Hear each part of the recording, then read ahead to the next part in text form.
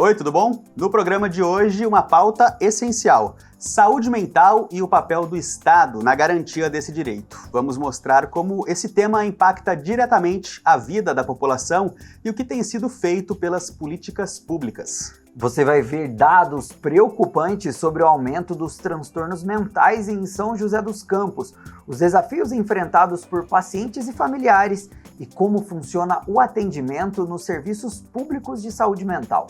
Em estúdio, uma conversa com uma especialista sobre estratégias eficientes para o cuidado com a saúde mental, com foco na responsabilidade do poder público e nos caminhos para avançar com mais eficácia.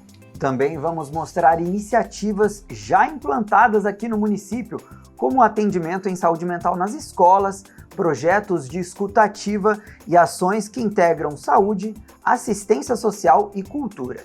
Apesar dos avanços, a estrutura atual ainda encara desafios para atender a demanda crescente. Então fique com a gente, porque o Sobre Política está começando.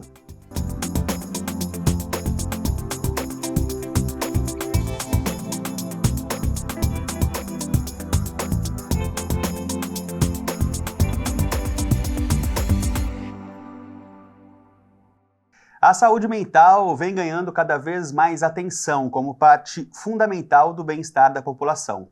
Em São José dos Campos, os dados mostram como está a procura pelo atendimento e também pelo apoio psicológico, especialmente entre jovens e adultos. E a rede pública conta com diversos serviços como o CAPS e as UBSs, mas ainda enfrenta desafios para atender a demanda. Na reportagem a seguir, você confere um panorama da realidade local e os avanços no atendimento. Lágrimas de emoção ao relembrar momentos difíceis. Liliana enfrentou uma depressão grave há alguns anos e não via mais sentido na vida. De repente me dá muita queda de choro, crise de choro. Eu até às vezes tenho vontade de sair sem dar satisfação para ninguém e sumir. Foi por sentir uma tristeza que não passava e pensamentos negativos que ela resolveu procurar atendimento médico. Liliana foi encaminhada ao CAPS, Centro de Atenção Psicossocial, e o diagnóstico veio: estava com depressão.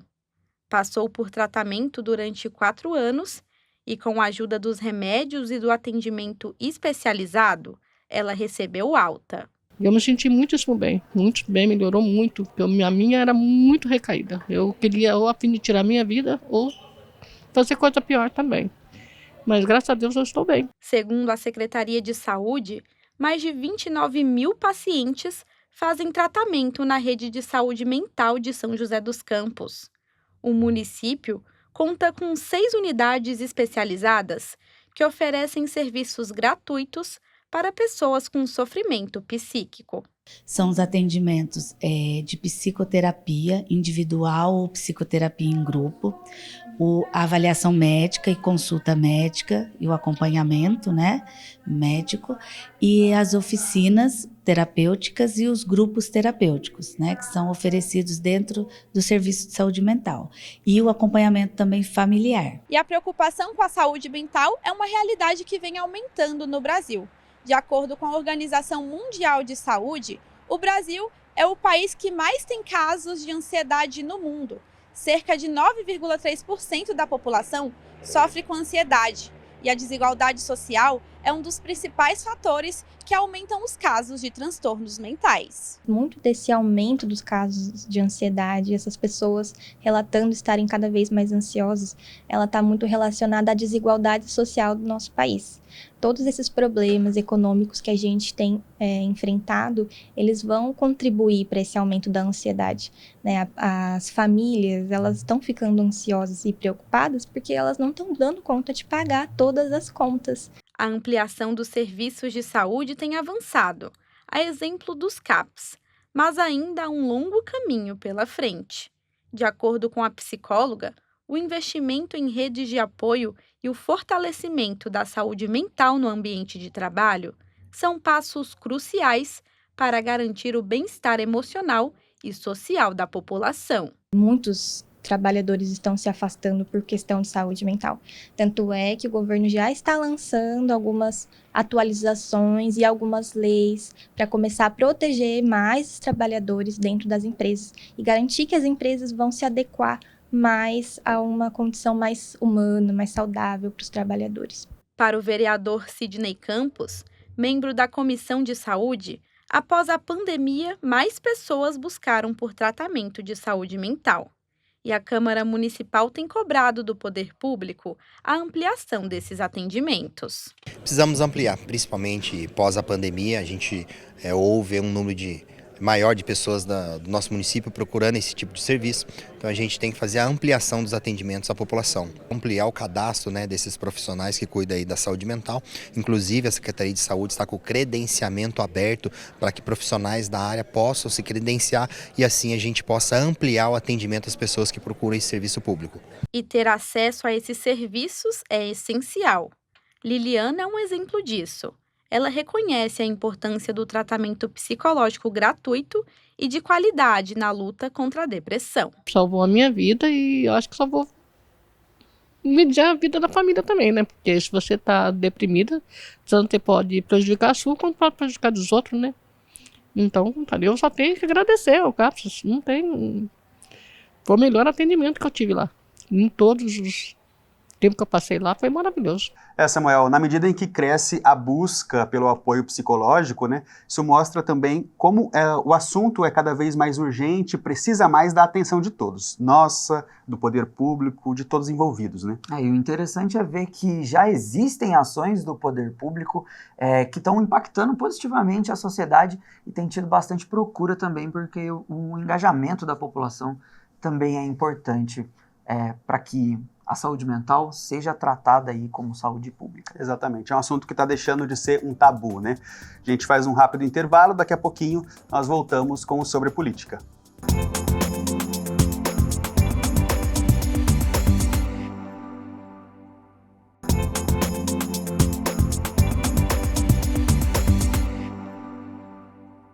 Sobre Política está de volta e olha só, garantir o acesso à saúde mental como um direito é um dos grandes desafios das políticas públicas atuais.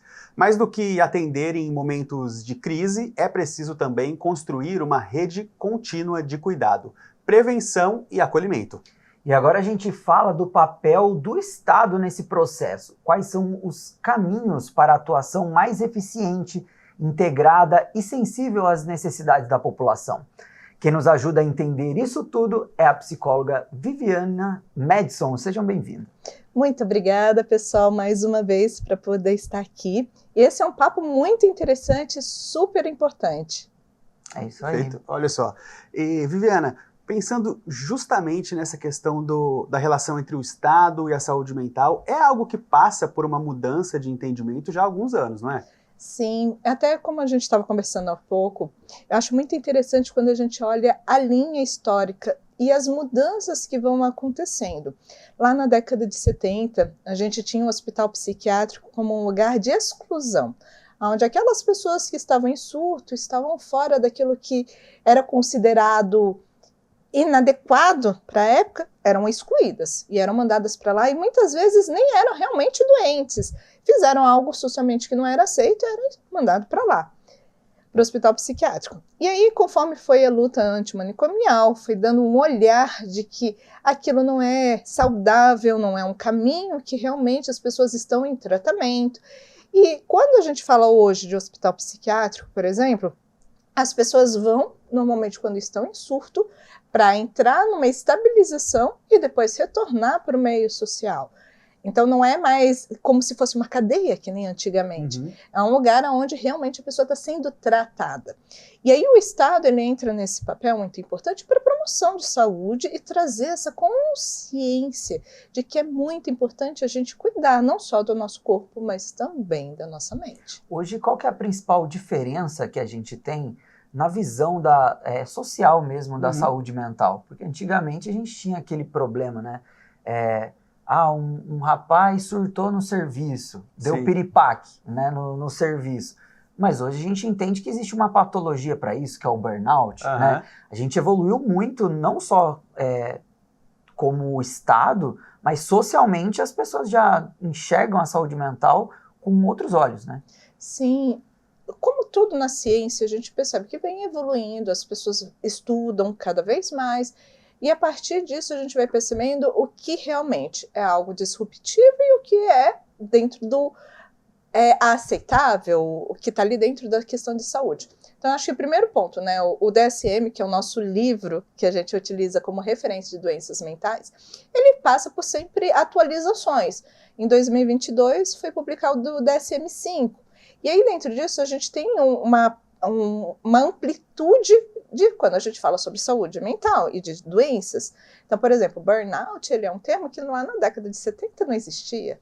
Né? E ao longo dos anos que foram percebendo, olha, tem aqui uma patologia, quando a pessoa está num nível de estresse muito alto, que aí ela pode chegar num momento que dá aquela, assim, um pane no sistema, sabe?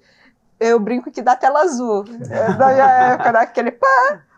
E realmente a pessoa está num nível de estresse que ela já gasta todas as suas energias, que ela não consegue mais ter fonte de energia para lidar com as coisas. Então precisa reiniciar e relaxar, descansar, tomar medicação, voltar a ter rotinas saudáveis para ir efetivamente voltar a ter uma vida saudável.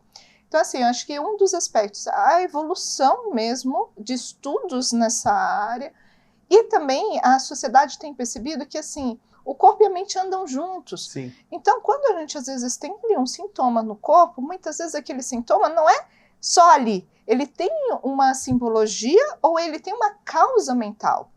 Quando eu falo simbologia, assim, por exemplo, eu tô com câncer de mama. Câncer de mama, teoricamente, é um câncer de mama. Mas muitas vezes, por que foi na mama? Não foi em outro órgão? Por que foi aquilo? E isso a gente está falando de uma simbologia da doença. Uhum. Não é uma causa necessariamente mental. Mas às vezes, tô com uma gastrite crônica. Muitas vezes é estresse. E aí, estresse tem uma fonte emocional. Então, esse olhar integrativo de que nós somos seres, mente e corpo, tem mudado. E isso trouxe uma luz muito forte, principalmente na pandemia, como a gente estava conversando mais cedo. Que a pandemia foi aquele olhar de assim, a gente parou. Né? Todo mundo foi para dentro de casa.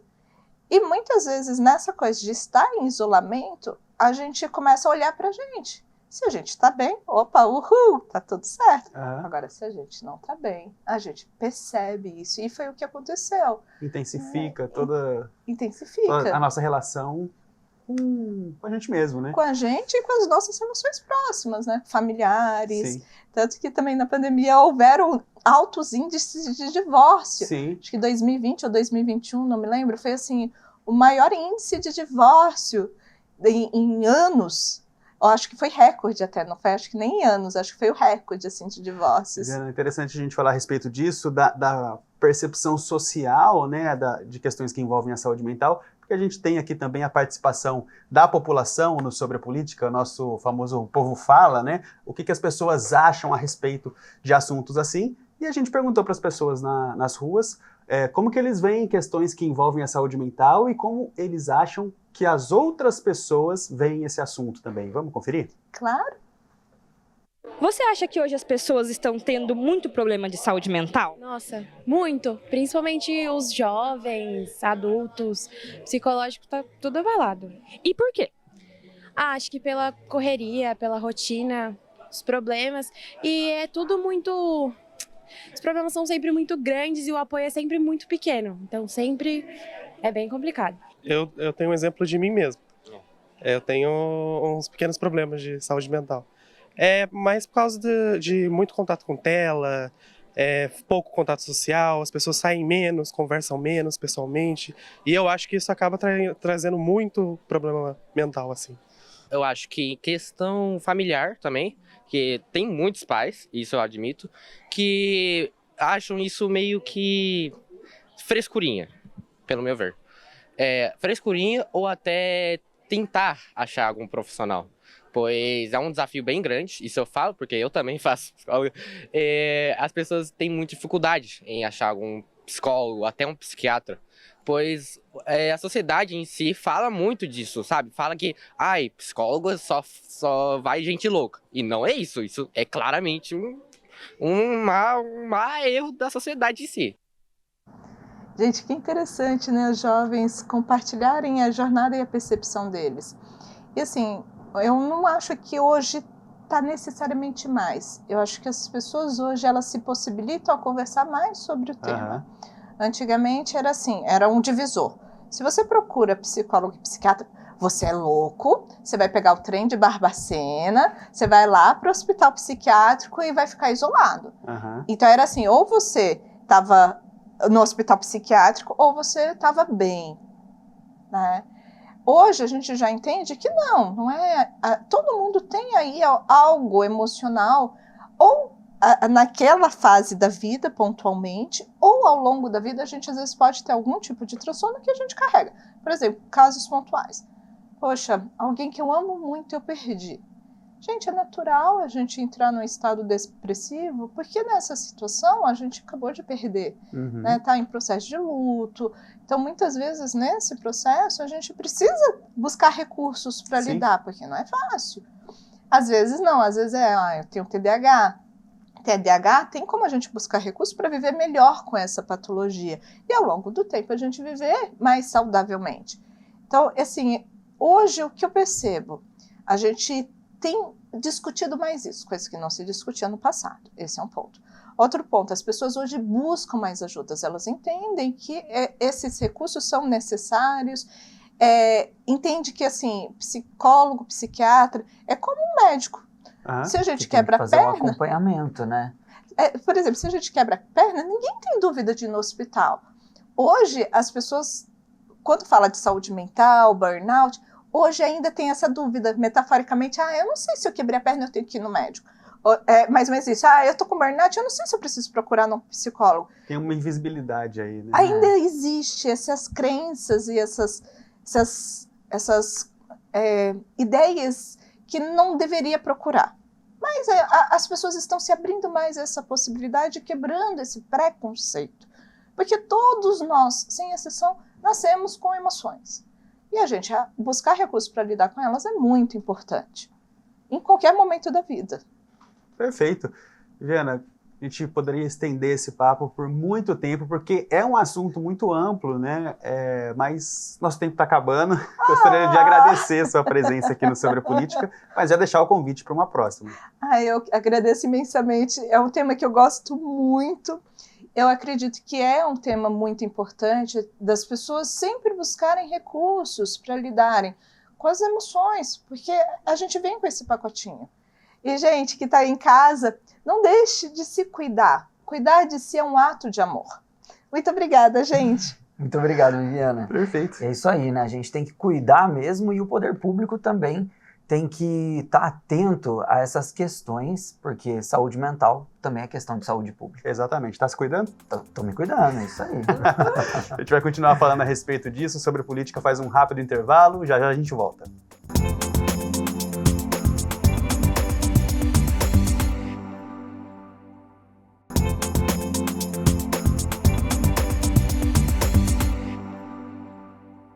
Sobre política de volta, hoje falando sobre o direito à saúde mental, Marvin. Isso, Samuel. E agora a gente traz mais uma variável para esse assunto, que é a economia, né?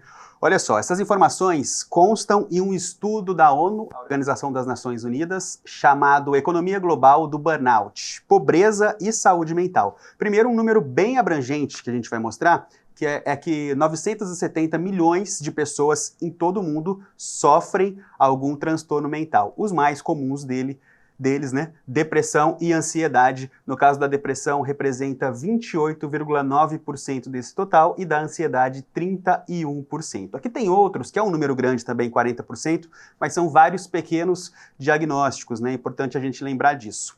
E olha só, aí tem esse estudo, ainda faz uma relação entre esses diagnósticos e também questões geográficas. E a gente pode ver aqui que as regiões historicamente mais pobres têm um número proporcionalmente maior de pessoas em depressão ou com ansiedade. Olha só, a África, por exemplo, os diagnósticos de depressão, eles passam dos 5,5%. Se a gente comparar com o Pacífico Ocidental, que é a região ali, é uma região bem grande, mas ela engloba China, Nova Zelândia, os números são bem mais baixos, ficam abaixo dos 3%. A América, que é a parte desse levantamento onde nós estamos, né, levando em consideração que aqui não tem a divisão entre América do Sul, América Central, América do Norte, todos estão aqui. No caso dos transtornos de ansiedade, eles chegam quase a 6%, o índice mais alto praticamente da pesquisa, né? E por último, esse estudo apresenta o ciclo dessa relação entre saúde mental e economia, né? A gente começa falando a respeito da pobreza. Olha só, informações básicas, né? Privação econômica, baixo nível educacional e desemprego são vistos como consequências da pobreza e isso gera outros problemas, transtornos mentais e comportamentais. Aumento da prevalência, ou seja, esse cenário faz com que as pessoas continuem nesse cenário, né? Elas não conseguem sair daqui, e também dificuldade de assistência, muito por consequência do baixo nível educacional e do desemprego também. Aí esse cenário faz com que haja impactos econômicos, aumento dos gastos com saúde, perda do emprego, queda da produtividade. E isso contribui mais uma vez para a pobreza e a gente fica nesse ciclo eternamente. É interessante a gente ter essa percepção, né, colocar nome, né, Samuel, no que acontece para entender exatamente como funciona essa cadeia do impacto da pobreza, né? E nós somos, né, sendo um país emergente, é muito importante a gente observar essas questões, porque aí entra o poder público para quebrar esse ciclo, né? Então a gente já comentou aqui sobre algumas ações que o poder público tem aqui em São José dos Campos, voltado para a saúde mental, para quebrar esse ciclo também. E a gente vai conhecer agora, em mais um VT, algumas outras ações, inclusive ações voltadas para as crianças, né? Exato. Voltadas para as escolas. Vamos dar uma olhada. Está na Constituição, artigo 196. A saúde é um direito de todos e um dever do Estado. Só que, por muito tempo, a principal referência de cuidado com a saúde mental foi o Centro de Atenção Psicossocial. Hoje é diferente. O tema tem ganhado espaço na sociedade e promovido diversos debates. Tanto que a preocupação com a saúde mental está em todos os lugares, até mesmo nas escolas. Se tornou um direito, na verdade, né? E um dever nosso de estar cuidando disso desde o ensino fundamental, né? Então, hoje a gente tem presente nas escolas municipais aí o psicólogo. Também temos, para contribuir, o serviço social junto à nossa gestão. Então, eles fazem todo um trabalho aí preventivo, né? Através de temáticas, através da identificação mesmo, não só da criança, mas de alguma peculiaridade familiar. Na escola Norma de Conte Simão, na Zona Sul de São José, a saúde mental é discutida diariamente.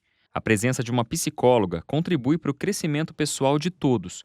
Os alunos recebem apoio para trabalhar emoções que muitas vezes não entendem. Geralmente eles trazem episódios de ansiedade, né? Oscilação de humor, que às vezes eles têm uma certa dificuldade de interpretar essa oscilação, ou até mesmo de identificar essas emoções. Então a gente acolhe muito, faz essa intervenção individual, faz essa orientação. Por meio do acolhimento, a escola se torna um ambiente seguro e afetivo. Depois de mais de 20 anos de profissão, esta professora de inglês conheceu centenas de realidades e histórias diferentes. Mas, depois que os estudantes tiveram apoio emocional, uma dessas histórias chamou a atenção. Tivemos aí uma questão de uma aluna que ela já estava há um tempo, né, de fora de sala de aula. Ela tinha algumas questões de ter medo mesmo, né, desse ambiente escolar. E dentro da sala de aula, desenvolvendo aí o nosso conteúdo, eu abordei com eles uma matéria sobre My Hero, né, alguém que eles admirassem, para eles contarem. E essa aluna, ela se sentiu tão acolhida que ela conseguiu apresentar o trabalho em frente à sala de aula. E assim, foi bem emocionante para a turma, porque ela conseguiu colocar que a mãe, né, era uma pessoa que inspirava ela, justamente por isso, né, ela conseguiu abrir o coração ali, ela se sentiu tão acolhida e falar que a mãe era a grande inspiração para ela, porque a mãe não tinha desistido dela e nem a escola tinha desistido dela, né. O projeto é conhecido como Serviço de Orientação Educacional e atua em todas as unidades de ensino fundamental desde 2023.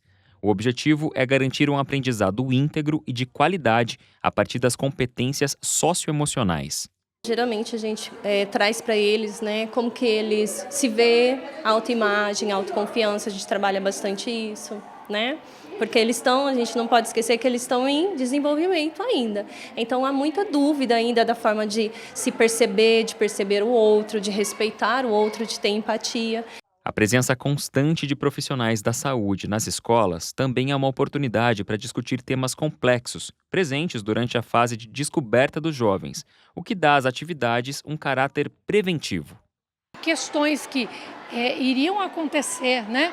Como bullying, questões de sexualidade, elas já são tratadas de uma maneira preventiva, então hoje elas passam a não acontecer mais na escola, né? Então tudo que você trata antecipadamente, ela já é sanada, ela não acontece. O trabalho é fruto de uma lei aprovada pela Câmara. O projeto da vereadora Juliana Fraga autoriza a Prefeitura a contratar psicólogos para atuar em escolas da rede pública municipal. A principal função do profissional é o atendimento emocional preventivo, para fortalecer laços entre aluno, família e escola. Olha, é extremamente importante. Tenho tido retorno das pessoas que passaram pelos psicólogos, de crianças e adolescentes que passaram pelos psicólogos nas escolas e, na verdade, o ideal seria ampliar, né? Não só para as escolas, mas temos em UBS, porque não só as crianças, mas os pais, os adultos também, nesse momento, a saúde mental é tão importante, né? Mas a Câmara também trabalha para promover mais políticas públicas voltadas à saúde mental. Para os vereadores, ainda é preciso derrubar os tabus que cercam o tema. A ideia é que, a partir do diálogo, seja possível romper barreiras sociais que dificultam a discussão de problemas que levam ao isolamento, ao estigma e à dificuldade de procurar ajuda. Muita conversa, muito diálogo, levar assuntos importantes e polêmicos para o ambiente deles, para que eles possam falar, para que eles possam se soltar, eles sentirem confortáveis para falar, confortáveis para falar suas dores, né?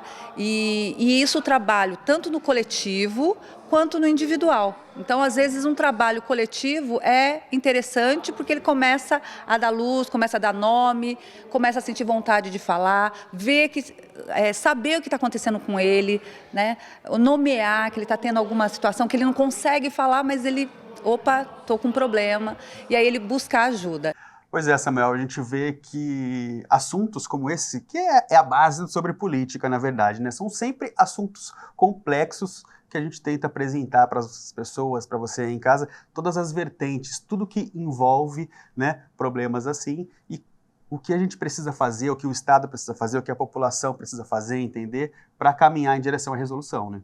E o que eu acho mais importante no programa de hoje é levar essa conscientização mesmo. Uhum. A gente debateu aqui sobre algumas intervenções públicas sobre esse tema, que é muito importante mesmo. Mas você aí de casa que escutou todas essas questões sobre a saúde pública, da saúde mental, você também leva isso para dentro da sua casa, discute com a sua família, se você identificou alguns padrões aí dentro da sua casa, quebra esse tabu, né? Exato. Vai procurar ajuda, porque, enfim, essa mudança começa dentro de casa. Exatamente. E se você quiser rever esse programa, né, esse sobre política, sobre saúde mental ou outros, é só nos acompanhar lá pelo YouTube, no youtube.com/tvcâmara-sjc, tem toda a nossa programação por lá, a gente termina por aqui, né? É isso aí, acompanha a gente também pelas redes sociais, o Instagram, @tvcâmara-sjc.